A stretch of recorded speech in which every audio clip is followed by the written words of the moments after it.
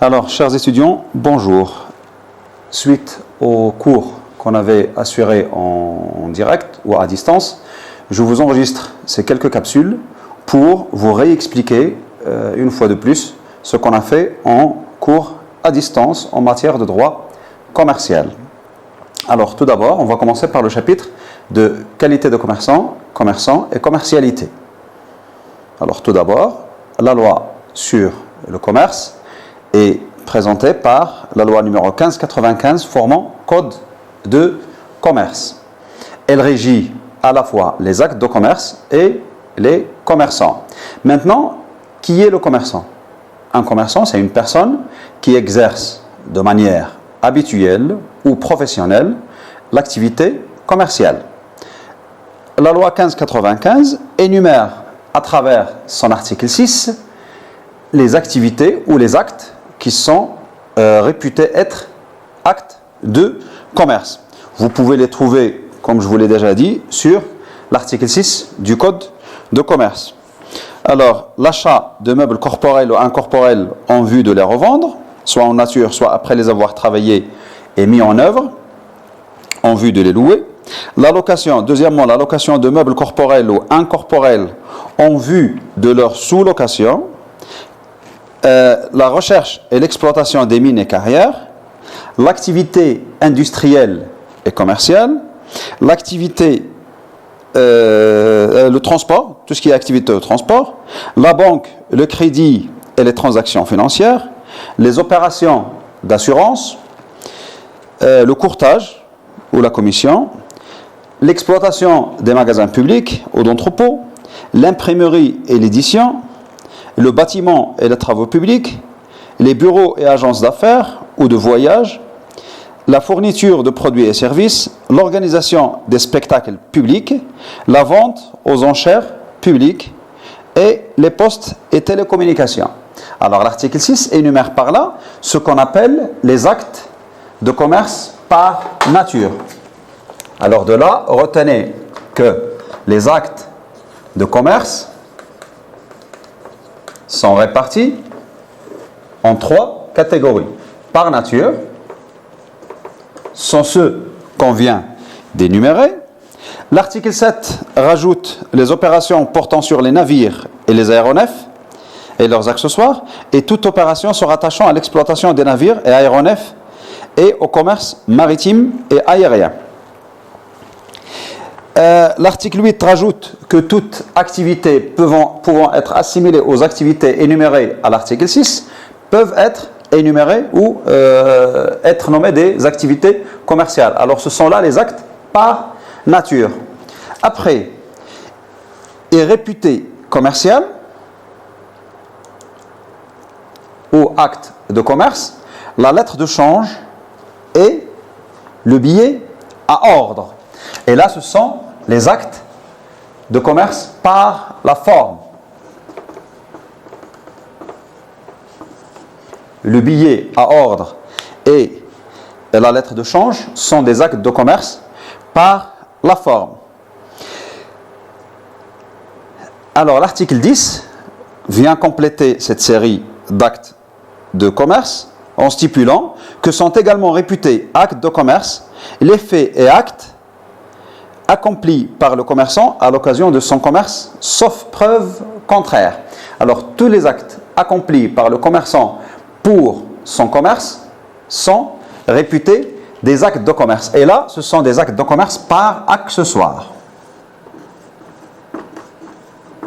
C'est-à-dire que le commerçant qui accomplit un acte, même qui n'est pas commercial par nature, mais pour les besoins de son commerce, ces actes sont réputés actes de commerce par accessoire. Alors, là, l'exercice habituel et professionnel de ces actes est susceptible de faire acquérir à une personne la qualité de commerçant. Cette qualité de commerçant fait naître des obligations à la charge du commerçant.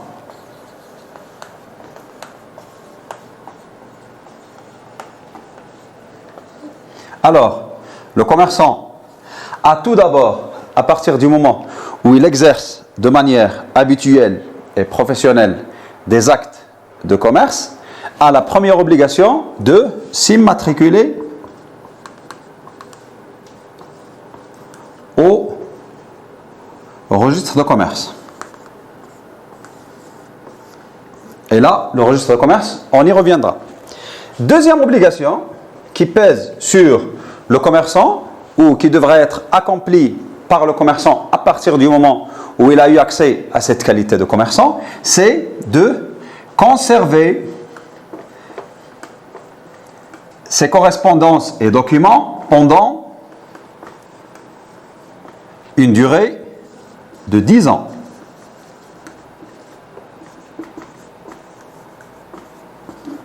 D'accord.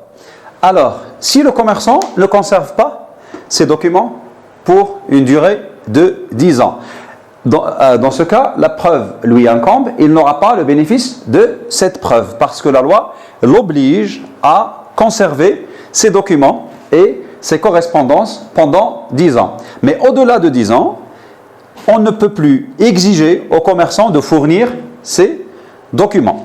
Troisième obligation, c'est de tenir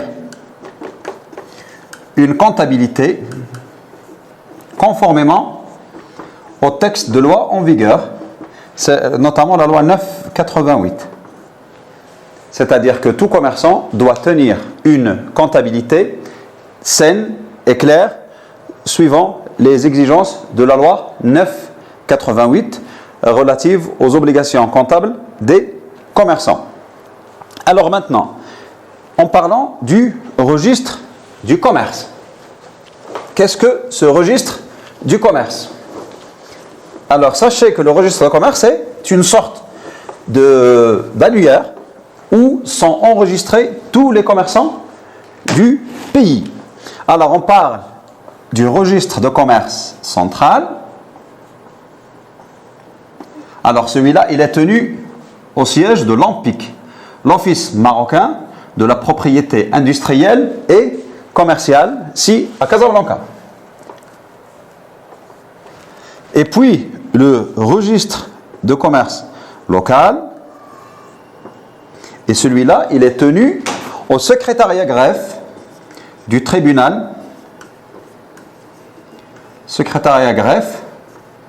du tribunal de commerce ou du tribunal de première instance, à défaut du tribunal de commerce. C'est-à-dire que si vous voyez à Beni Mellal, vous n'avez pas de tribunal de commerce, le registre de commerce local est tenu au secrétariat greffe du tribunal de première instance. Contrairement à Marrakech ou à Casablanca, ou même à Agadir, où il y a un tribunal de commerce, le registre de commerce est tenu par le secrétariat greffe du tribunal de commerce. Alors, ce registre fonctionne de la manière suivante. Alors, on a deux registres. On a l'analytique et le chronologique.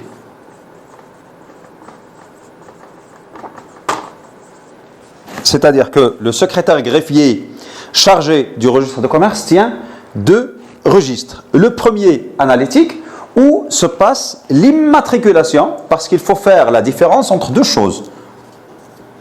Immatriculation et inscription. Alors, l'immatriculation est réputée être la première immatriculation du commerçant au registre de commerce. C'est là qu'il obtient son numéro de registre de commerce et là, elle est mise sur l'analytique. Et quand même, une inscription est marquée sur le chronologique pour marquer que c'est la première inscription du commerçant. Puis, tout ce qui s'ensuit, tout le reste, alors ça, on a dit, c'est la première. Alors, tout le reste, ce sont des inscriptions. Des inscriptions modificatives, par exemple. C'est-à-dire qu'on va inscrire un nantissement sur le fonds de commerce, on va modifier les activités, on peut faire ce qu'on veut, et là, on donne lieu à deux numéros. Le numéro analytique qui ne change pas parce que c'est le matricule du commerçant. C'est comme le numéro de carte d'identité, ça ne change pas. Mais le chronologique, ça marque le moment où, dans la journée où ça a été fait. Ça peut changer. Avec chaque inscription, le chronologique change. Mais l'analytique ne change jamais. Maintenant, l'interdépendance entre le registre local et le registre commercial, c'est que central, c'est que tout est centralisé au registre central. C'est-à-dire que vous pouvez recenser tous les tribunaux au Maroc où on a un registre local, ils centralisent tous leurs données au registre central. Alors, le plus simple exemple, c'est que une inscription qui se passe à Bni Mellal est centralisée, maximum dans un mois, centralisée au registre central.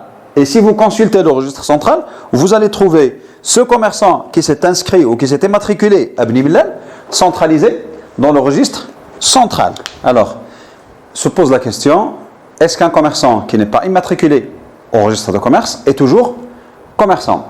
Alors, comme vous avez vu, la loi exige l'exercice à titre professionnel et habituel des actes de commerce pour acquérir la qualité de commerçant. L'immatriculation est une obligation, bien sûr, et il y a des sanctions à l'abstinence d'immatriculation ou au défaut d'immatriculation au registre de commerce. Ce qu'on veut dire par là, c'est que un commerçant est un commerçant, qu'il soit immatriculé au registre de commerce ou non, mais l'immatriculation reste une obligation qui y est à sa charge par la loi. Maintenant, est-ce qu'un mineur peut devenir commerçant? Et là, on parle de la capacité commerciale. Alors, la capacité commerciale est conditionnée par la capacité prévue par le code de la famille. Alors, pour les Marocains, on a l'âge de maturité qui est de 18 ans et est exigé pour exercer le commerce. C'est-à-dire que le mineur ne peut exercer le commerce sous aucune forme. Maintenant, l'exception à la règle, c'est que on peut parler d'un mineur avec autorisation du juge. C'est-à-dire qu'un mineur qui a hérité d'un commerce et qui est sous la tutelle du juge de la famille ou du juge des tutelles peut se voir autorisé à gérer partiellement. Alors, il s'agit d'une autorisation partielle, de gérer partiellement son commerce sous le contrôle du juge. Deuxième cas, pour les étrangers, l'âge de maturité qui est prévu par leur loi nationale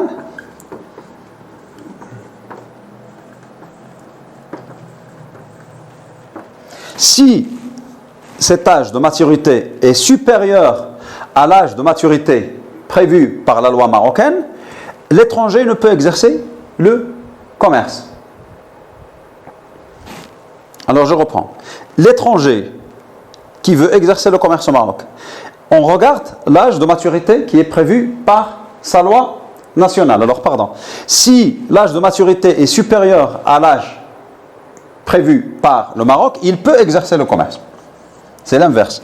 Mais si l'âge de maturité prévu par sa loi nationale est inférieur à l'âge de maturité prévu par la loi marocaine, il ne peut exercer le commerce. C'est-à-dire qu'il obéit à la loi marocaine.